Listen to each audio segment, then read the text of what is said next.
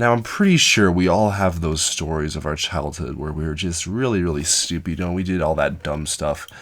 And this is no exception, guys. Welcome to Stupid Childhood Stories Part 3. You guys always seem to like these, so I'm going to go ahead and tell you a few more stories. Now, this first story was when I was about age 5 or 6, and this was at the time of these first two stories, actually. And I was learning how to ride my bike. So, you know, it was in the hot summer air. I was riding my bike, trying to get that perfected skill down. I had this, really old bike that was our training bike. Both of my older brothers had used this bike to learn how to bike. And I was like, okay, it's now time for me to uphold this dynasty of bike riding. So I did. So it was a blue and a black bike. You know, it was spray painted. I think my dad actually spray painted it. So it was pretty much a completely custom bike. But anyway, the way that you'd brake it is actually backpedaling. It didn't have any handlebar brakes. I'm not entirely sure why, but the only way to brake and to stop yourself was to backpedal, and I did not know how to do this. So it was a good bike. It did its job. It taught us all three of all the guys in my family how to bike, and that was all it needed to do. So my mom told me that my grandparents were actually coming to town, and if I could learn how to ride my bike in about 2 weeks before they came, I would be able to show off to them. Be like, yeah, guys, I rode my bike just for you so I could show you.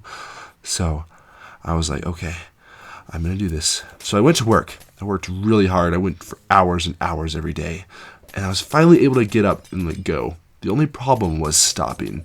So once I got started, I couldn't really stop very well, but once I got up, I was able to, get up to speed, just bike a little bit. The only problem was when I was trying to stop, that's when disaster happened. So anyway, there was this neighbor that actually lived down the street. Now this guy was kind of, it's that creepy neighbor that lives a few doors down from everyone. I think you all probably have them unless you live in the Antarctic Ocean, or I don't even know. But we all have those little creepy neighbors. So he, for some reason, actually collected hearses, which are those vehicles that carry dead people, like coffins to funerals and stuff. And he just had a really creepy vibe whenever we were around him. So he saw that I was over here, trying to learn how to ride a bike. So he came over and walked up to me. And my mom was teaching me, and he told my mom a way that would be able to make me learn quick. So for whatever reason, my mom let him, quote unquote, teach me how to bike. And his idea of teaching me was to run beside me and just shove me as hard as he could. So he just launched me, and I'm just pedaling and pedaling, trying to stay balanced and stuff. And at this point, I was probably going 25 miles per hour on this stupid trainer bike. And he just pushed me. There was nothing I could do but cause myself to wipe out. He's like, all right, kid, here you go, and just shoved me down the street. And I was just pedaling until my little legs couldn't even pedal. And I'm like, oh, well, this is how I die. And I basically just caused myself to wipe out. And I'm like, yeah, I'm not doing this. So, after I got up, I was examining my bleeding scrapes and my war wounds from this guy that violently pushed me. And then he just walked away. Dude, come on. Now, the second story was actually about a few years later, so I wasn't actually, I think I was probably 7 or 8 when this happened. And we were, just hanging out in the front yard. I was with my two older brothers, and we had created a bow out of a curved stick and some yarn. And so we were trying to shoot it. So, we were having fun. We were trying to make arrows. And then this guy comes back, the same guy that pushed me a few years earlier. But this time he asked if he could see our bow. So we gave it to him for whatever reason. And he was giving us tips on how to make it better. And so he was showing us, demonstrating how to work a bow perfectly. And he tugs the yarn super hard, and the entire bow just snaps in half. And we just kind of stood there, just, in disbelief, bro, come on. And then he walks away again. And, we really never talked to him again. Ever after that.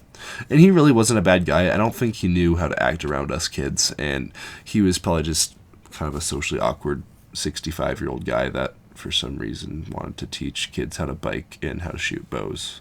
It's nothing too scary about that, is it? And he also collects hearses. So alright, yeah. Anyway, onwards. So this is actually the last story. Now, this was the story of when we had a lemonade stand with my two older brothers and my mom. Now, we had one of these every summer, and, we would have lemonade. My mom would bake Rice Krispie treats and stuff so we could sell them on the side of the road. And, it was a good time. We had hours and hours of preparation. And so finally we went down to the street to sell our lemonade. And we had this little baby purple table. It was like a I don't even know, just a little kid brand. And it was just like a little purple table, and we had set up and like sell lemonade and Rice Krispie bars and stuff. And we sold lemonade for 25 cents a glass and Rice Krispie bars for 50 cents per bar. So, you know, we were getting quite a bit of business, and it was relatively slow. So every car that passed would give us a glimpse of hope. We're like, maybe they're going to stop and get some lemonade, man. That'd be pretty awesome. But, you know, not very many people did.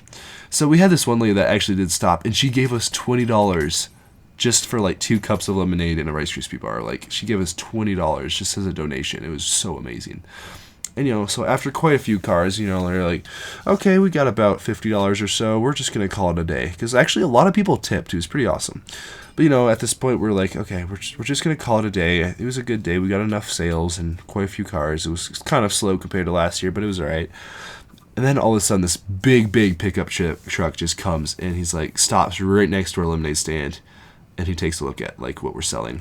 It's like, man, guys, I could really use some lemonade. But the thing is, I don't have any money. So would you guys mind if I just go to the ATM and just get some money? And we're like, yeah, of course. We'll wait here for you. Don't worry. And he's like, cool, guys. So he drives away, and we're just like sitting there waiting for him to come back. And at this point, we would have like taken everything down and went home. And so, but instead, you know, we were just there for about 20 minutes, and he still didn't show up. So all of us, little 6-year-old me, I was just like really confused as to what was happening. And we're all just like, is he gonna come back? And eventually, you know, we're like, okay, well, like, he's not coming back. So we decided that he wouldn't come back, and he actually never did. So we packed up and we head home. And to this day, I'm pretty much convinced that he just let us on and said that he was going to go to the ATM. But like, who would do that to like a 6, 8, and 10-year-old? Like, why would you do that? It's so mean, so sad. So guys, never trust people. Just kidding. You can just trust people, but don't not too much. Don't. It's a failed moral, guys. I try to have a moral to every story, but I don't know. Just, I guess if you're selling lemonade, don't trust guys in pickup trucks that say they're going to go to an ATM and pick up money when they don't, because that's just going to make you really sad. And don't trust guys that collect hearses in their house and then like try to like teach you how to ride a bike, because that also doesn't work. But anyway, guys, that is Stupid Childhood Stories. Hopefully you guys enjoyed that. If you did, don't forget to leave a like and subscribe, and I will see you guys in a brand new video. Bye, guys.